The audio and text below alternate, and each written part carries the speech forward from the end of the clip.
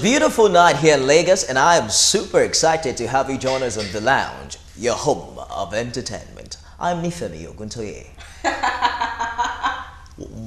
Why does that make you laugh? I know, I just had to let it out. So I just had to let it out. Let it out. You know, Nifemi has been so psyched about this episode, so hello. It's perhaps going to come out to be one of my favorite on the show because we're featuring one of my favorite artists in and outside Nigeria, and it's perhaps the biggest name of art on the show, and you can take me to court for that.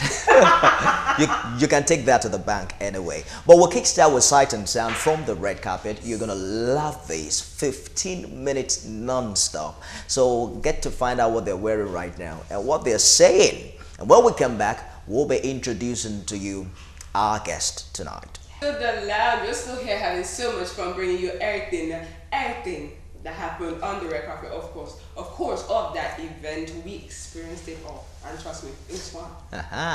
And I like the way you go about for the red carpet. You seems to just get the better part of you. You love to hang out at night. What does that make you? Seriously? Not whatever it is. Well, and Nightcrawler is a good name though. It's a good title. But I hope you know what that means. You just call that no.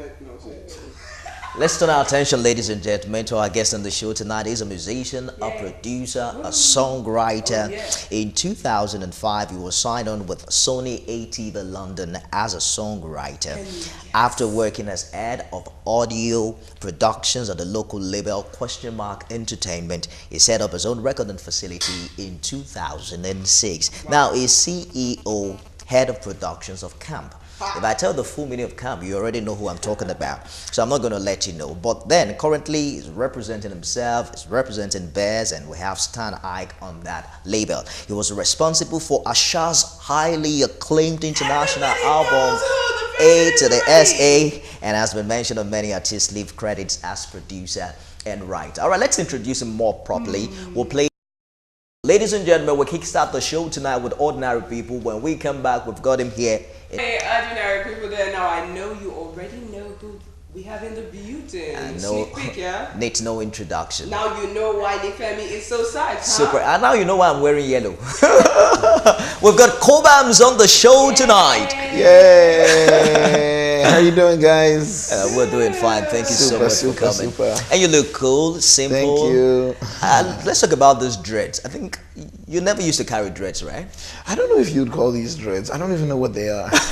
It's just a result of me refusing to comb my hair. I think that's what it is. Are you for real? You just didn't comb it and it turned out yeah, and it just turned into this. Yeah, that's what it is. It looks as if most creative people don't comb their hair. Maybe I should just leave my hair uncombed for now. Yeah, there's no time. There's no time. Sister, no time. No time. So earlier, you were quite more popular as a producer, a songwriter, but now you're also singing. I mean, it sounds like, guys, I've produced you guys enough. Now let me show them what I'm also made of. Tell us the story. So I've always been a singer. I've always loved singing. I didn't do it as much because I didn't feel comfortable with my own voice for a very long time. Wow. And so I expressed music using other people's voices and just expressing their ideas and sometimes my own ideas. But I just kind of moved into this space where I feel like, you know, I should share my own message and share it with my own voice.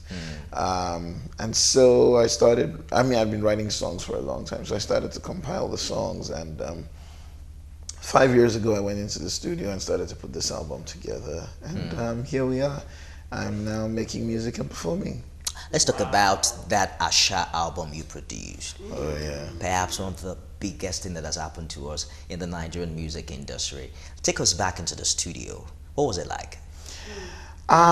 Making music with Asha generally is always magical because she's very true to her art. Very it's about the music. It's more than anything else. It's usually about the music, and when it's about the music, like, you create things that even you yourself, you know, sometimes you don't believe that, you know, it came out of, you know, you guys as a team. That's right. So it was just amazing collaboration, just enjoying great melodies, creating music, not necessarily even thinking how far the music would go, but just focusing on creating amazing music, you know. And so for me, that was just an experience. I mean, there are times when, you know, I'd get up and be like, my goodness, this girl's a star. just because of how she'd play her guitar and just sing. And she didn't care how she looked when she sang. She just let the soul in the music come out. And I thought that was special. Amazing, isn't it? But that's like how many years ago now? That was a long time That's ago. a long time. It's a very, very long time. I'm wondering why you have not been tempted to do a song with her. Oh, well, we've been working. I co-wrote on the second album. Okay. The one after that, yeah, we did some work together, and we actually did a lot of pre-production work together.